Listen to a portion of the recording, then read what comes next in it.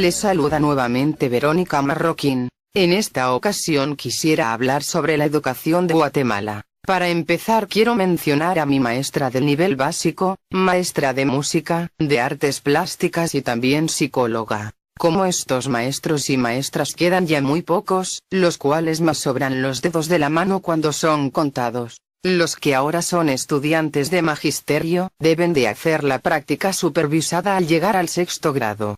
Los cuales al llegar a las escuelas primarias, son explotados por los maestros de planta, dejando a ellos absolutamente toda la enseñanza y aprendizaje de los niños. ¿Y qué hacen los maestros de planta? Nada. Las huelgas que los maestros han hecho por el aumento a sus salarios, son totalmente injustificadas, ya que la gran mayoría de ellos no hacen su trabajo. Yo como maestra de educación primaria, puedo decir que un verdadero maestro debe estar 100% preparado para enfrentarse al reto de enseñar. Que ya se haya graduado no significa dejar de aprender, de seguir leyendo libros, de seguir investigando, para mejorar su ortografía y su manera de hablar. Ya que como me dijo una vez mi maestro de psicología en el colegio de magisterio, la mala ortografía no solo existe al escribir, sino también al hablar. Pero, estoy hablando de hace algunos años cuando existían verdaderos maestros, los cuales inculcaban a sus estudiantes el amor por la lectura y por la escritura. Y por eso estoy muy agradecida. Y en cuanto a los maestros modernos, pero ojo, no todos ellos, pero sí la gran mayoría, tiene la peor ortografía que jamás imaginé ver en mi vida. A estos errores ortográficos ya pasan al nivel de horrores ortográficos. No leen y no se preocupan por hacerlo. Si esta clase de maestros tienen en su poder a nuestros niños, ¿cómo serán los profesionales del futuro?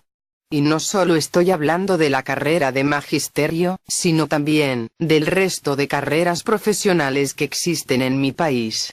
Y cada de estas carreras saca profesionales cada vez más mediocres. Lamentablemente Facebook, que es una red social de Internet, de la cual me gustaría hablar en otro momento, es uno de los culpables de tal mediocridad.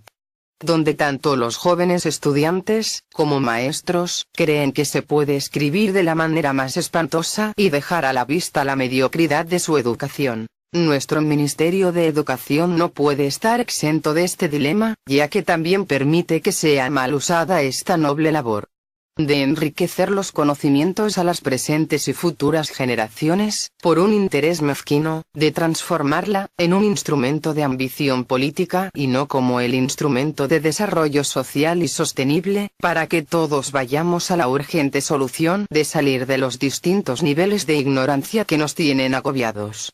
Lo cómico de todo esto es que todos dicen que somos como el cangrejo, con la única diferencia que el cangrejo sabe a dónde va. Hoy en día no se necesita llegar hasta la universidad para tener un alto nivel de educación. Gracias a la llegada de la Internet, hoy podemos tener acceso a muchísima información.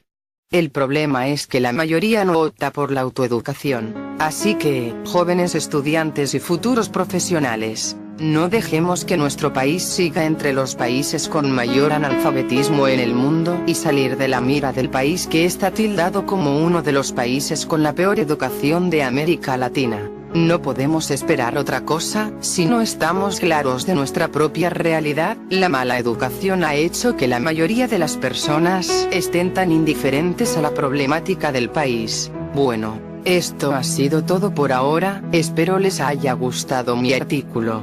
Lo he hecho con el fin de hacer despertar a la población, y hacer entender que uno de los problemas que agobia al país, aparte de la pobreza y la falta de vivienda, es la mala educación.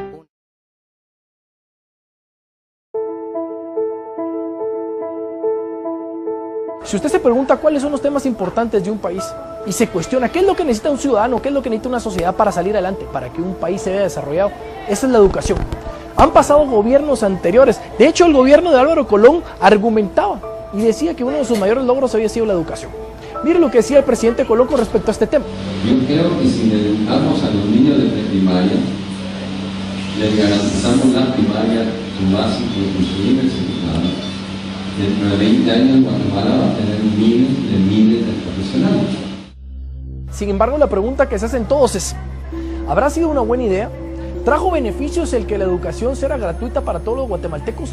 ¿No trajo beneficios? Los índices y los porcentajes demuestran este resultado. Se estima que 657.233 niños y niñas no asisten a la escuela primaria, correspondiendo al 26% de la población total entre los 7 y 14 años de edad. Cada año 204.593 niños y niñas abandonan la escuela. Guatemala en materia de educación es uno de los países que menos invierte en esa importante área. En el 2011, el gobierno gastó únicamente 2.9% del Producto Interno Bruto en niñez y adolescencia. El gasto en educación como porcentaje del Producto Interno Bruto de Guatemala es aproximadamente el 2.4%, en comparación al 4.4% del promedio en América Latina. Y es que no solo lo digo yo. Usted haga una recapitulación de las opiniones de algunos pensadores, de catedráticos universitarios que dicen, es que nosotros los latinoamericanos a lo que le tenemos que aportar es a la educación. Pero ahí ve usted a los políticos diciendo en campañas en este país de que le van a apostar a la seguridad, al empleo, al trabajo y demás. ¿Y dónde queda la salud? ¿Dónde queda la educación? ¿O acaso usted conoce que todos los guatemaltecos tengan acceso a la salud y a la educación? Eso es mentira, no todos. La gratuidad sonaba como algo bueno, pero ha sido bueno. Y estoy de acuerdo que no hay que ver las cosas desde un punto de vista negativo, pero ¿cómo vamos a salir adelante cuando usted va todos los días en la calle que hay protestas de los maestros? Primero porque no se les cumplen con sus derechos, porque sus prestaciones no son las más adecuadas, porque el salario que perciben no es el que ellos de verdad merecen. Sin embargo, también está el otro lado de la moneda, que es lo más triste, que es la población guatemalteca no puede salir adelante porque no reciben educación. Niños que llegan a las escuelas en malas condiciones, que no tienen dónde sentarse, que no tienen un maestro que les dé educación porque están en las calles peleando. Ahora, si no podemos solucionar eso, ¿cómo vamos a salir adelante? ¿Por qué un gobierno, o por qué los gobiernos al final de cuentas, que le pintan a uno que van a destinarle cierta cantidad de dinero, al final de cuentas no le destinan lo que debiera hacer a la educación? Recuerde, un país como este saldrá adelante únicamente con la educación de nuestra gente. Los guatemaltecos necesitamos una educación digna y que el dinero que de verdad se les aporte sea para ello. Y la verdad es de que los que tienen acceso a la educación privada probablemente se ríen de la situación. Yo le digo a usted, ¿qué culpa tengo yo? ¿Qué culpa tienen todos los otros guatemaltecos? ¿O qué nos importa quién tuvo la culpa? Si el gobierno de tal y tal presidente, si el gobierno del otro presidente. Lo que a nosotros nos interesa es que en realidad ellos solucionen las cosas. Si no, al final de cuentas nos quedaremos en discursos, en dimes y diretes, en contradicciones, sin poder avanzar para que una población guatemalteca esté bien educada para ver al futuro y crecer como país. ¿Ya pensaste qué quieres ser de grande? Sí. ¿Qué? Licenciado. ¿Abogado y notario? Sí. Es una carrera dura, te digo. Sí, pero... Hay que estudiar duro, ¿ah? Sí. ¿Por qué no nos contás qué quieres ser cuando seas grande? Licenciado en Ciencias Jurídicas y Sociales. ¿Y tú qué quieres ser cuando seas grande? A ver. Doctora. Para terminar, no hay que pedir mucho. Solo pedir una educación pública con calidad. Una educación pública que se compare con la educación privada que tienen muchos. Una educación donde cualquier guatemalteco pueda acceder a los institutos y pueda formarse como persona. Recuérdese, muchos, el único futuro que tienen es formarse como persona, como profesional para ganarse la vida. Recuerde, el guatemalteco depende del gobierno que de verdad destine su dinero para la educación. Soy un guatemalteco que pide y exige lo que nosotros los guatemaltecos queremos.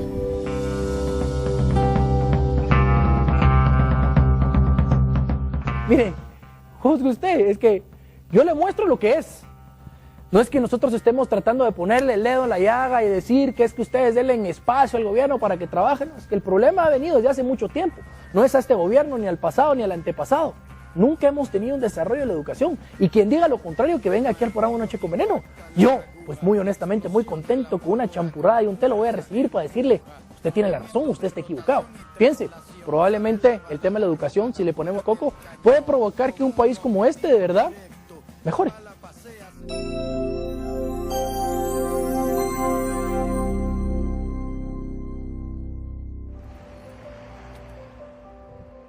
Guatemala tiene una población de 14 millones de habitantes y se calcula que aproximadamente 1 millón de niños y niñas son niños trabajadores.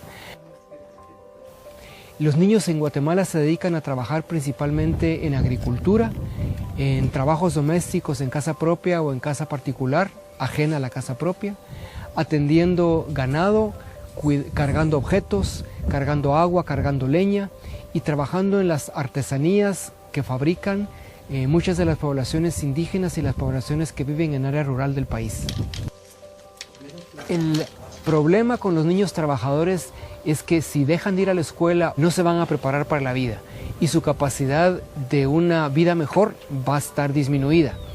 La importancia de que los niños vayan a la escuela es que en esa medida se van a preparar mejor, van a tener una vida más sana, van a poder encontrar empleos o ser capaces de generar un autoempleo con mayores capacidades de ingreso y una mejor calidad de vida.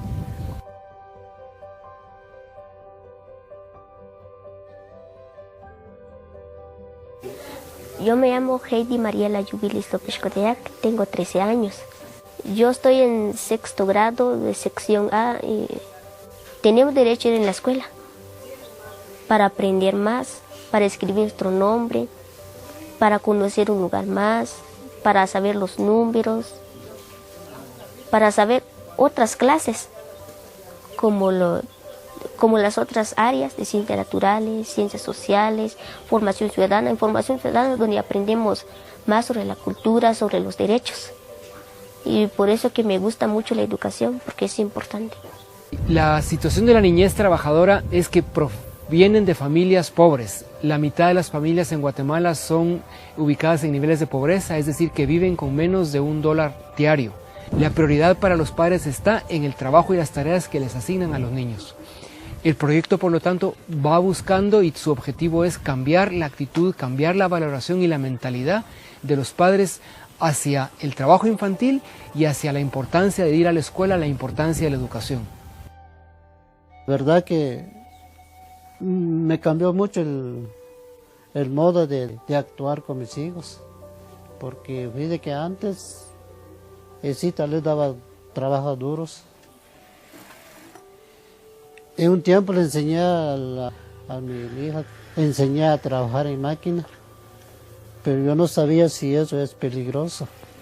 Pero con luego que cuando nos invitaron a la reunión de CRS, entonces nos dieron ejemplo de que a los niños pues no hay que maltratarlos ni marginarlos.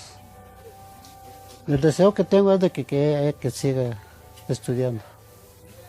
Y ella también dice que está dispuesta a seguir estudiando, pero la verdad es que quiero apoyarlo. El proyecto Mis Derechos Son Importantes está trabajando con 185 escuelas y 20,000 niños. De ellos se ha logrado retirar del trabajo infantil a unos 6,500 y prevenir el trabajo infantil a 3,000. El proyecto está fortaleciendo la identidad de las poblaciones indígenas de Guatemala de tal manera que los niños se entiendan mejor y permanezcan en la escuela. Quiero seguir, quiero que mi papá me dé la oportunidad de seguir. Sí, quiero seguir básico, quiero seguir mi magisterio y sacar un grado muy grande para que yo no sufra algún día. Yo quiero ser enfermera o psicóloga. Enfermera quiere saber todo. Es que a mí me gustan mucho las medicinas, los órganos que tenemos, quiero saber más. Y sobre la psicóloga. Supongamos sale en la tele, hay padres que no comprenden lo que el hijo quiere, entonces se va a una psicóloga, lleva a una psicóloga y la psicóloga lo ayuda y así puede salir adelante y es lo que yo quiero hacer.